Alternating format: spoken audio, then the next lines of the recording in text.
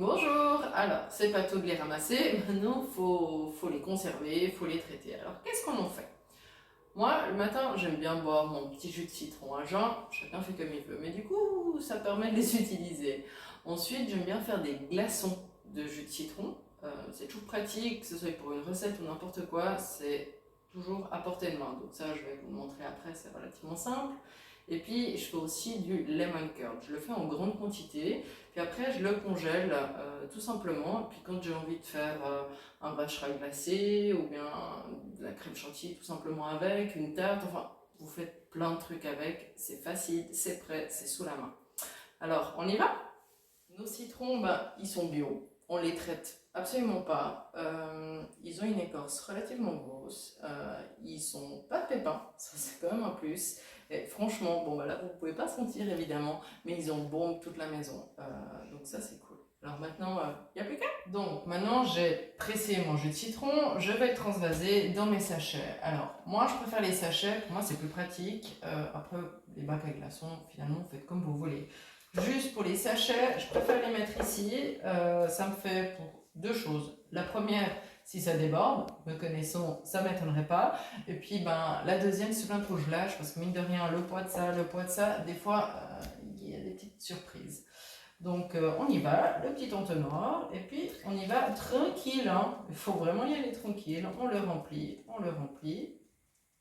Ça c'est fait, et comme je l'avais prévu, ben, j'ai réussi à en mettre à côté. Donc du coup, je suis quand même contente d'avoir mon petit entonnoir. Maintenant, il n'y a plus qu'à mettre au congèle. Ça, voilà l'étape 2. Maintenant, je vais faire du lemon curd. Alors, pour cela, j'ai fait une grosse quantité parce que j'ai décidé de ne pas mettre au congèle cette fois, parce que notre congèle, il est plein. Donc je vais le stériliser dans des petits bocaux. Pour les quantités, j'ai pris 2 kg de jus de citron, ça m'a fait environ 40 citrons à presser. Ensuite, j'ai 1 kg de sucre, j'ai la maïzena 210 g, le lait 415 g et le beurre 210 g. Le beurre, normalement, c'est du beurre salé. Comme j'en avais pas, j'ai mis mon beurre normal et j'ai rajouté 7 g de sel. Donc là, le beurre, il est à température ambiante, on peut le voir, il va bien, quoi. Je l'ai mélangé régulièrement et puis ça ira très bien. Donc là, pour commencer la recette, je vais simplement mettre le citron dans ma marmite avec le sucre. Je vais chauffer tranquillement jusqu'à ce que ça se dissolve. Et ensuite, donc je vais dissoudre la maïzena dans le lait à l'aide de mon fouet. Et puis, on y va. Donc voilà, je mets ma maïzena dans mon lait pendant que mon jus de citron et mon sucre sont en train de chauffer légèrement. On va bien enlever tous les grumeaux.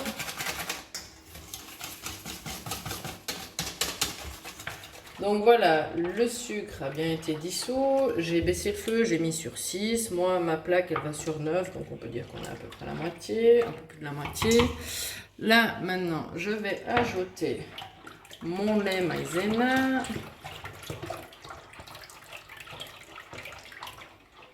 Et puis maintenant on va laisser cuire tranquille jusqu'au premier bouillon. Et là on mettra après le beurre. Voilà, donc tout en remuant tranquillement, on voit qu'elle s'est bien épaissie. On a gentiment, si j'arrête de mélanger, ça va commencer à avoir les premiers bouillons. Donc du coup, maintenant, on enlève notre casserole, enfin notre bassine du feu et on va rajouter le beurre qui est en pommade. Donc là, on va mettre le beurre.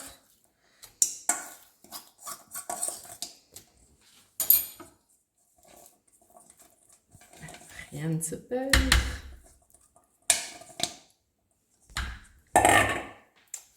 Donc là, on remélange, que ça soit complètement fondu. Et ensuite, je vais transvaser ici et on va filmer. Nous sommes à la fin de cette recette. Là, je viens de filmer. Pourquoi on filme? En fait, c'est pour qu'elle épaississe, qu'elle prenne, tout simplement. Parce que là, elle a quand même encore une consistance liquide, enfin semi-liquide. On aimerait qu'elle s'épaississe, tout simplement. Je vais laisser maintenant refroidir. Pendant ce temps-là, je vais laver mes bocaux, je vais les mettre dans le four à 120 degrés pendant 20 minutes et je vais les laisser refroidir et on se retrouve après pour la mise en bocaux et la stérilisation. J'ai laissé reposer toute la nuit et maintenant on voit qu'elle est bien prise. Si j'enlève ici mon cello, on voit elle est bien prise. Donc maintenant c'est remplissage des bocaux que j'ai stérilisés. Je viens de terminer de faire bouillir 1 minute les joints avec un petit peu de jus de citron. On va les remplir. On y est presque. Donc on met le joint, comme j'ai déjà eu dit dans une autre vidéo. On retourne, on pose, on met les pinces comme vous le voyez l'une en face de l'autre, très important pour que la pression soit pareille au moment de la stérilisation. Je vais les mettre donc dans mon stérilisateur, je vais les empiler, remplir d'eau, 1 cm au-dessus, puis comme les bocaux sont froids, de l'eau froide. Je vais les stériliser à 100 degrés pendant 30 minutes. Attention, n'oubliez pas, le temps démarre quand ça commence à bouillir. Et non quand l'eau est chaude, ou c'est vraiment quand ça bout que vous mettez 30 minutes. Ensuite, moi je les enlève directement, je les laisse refroidir tranquillement. Après, pour consommer, qu'est-ce que j'en fais? Plein de choses. Vous pouvez le mettre dans le yaourt, vous pouvez faire des gâteaux puis les fourrer, les vacherins glacés, ça c'est mon préféré. Vous montez de la crème chantilly, enfin faites la crème chantilly, vous mettez un peu dedans, vous touillez, vous marbrez au congélateur, ça fait le dessert qui est toujours prêt quand il y a des invités surprises ou n'importe, l'été, c'est vraiment top. Donc il y a 1000 et une manières de les utiliser. J'espère que ça vous aura plu et je vous souhaite une belle continuation.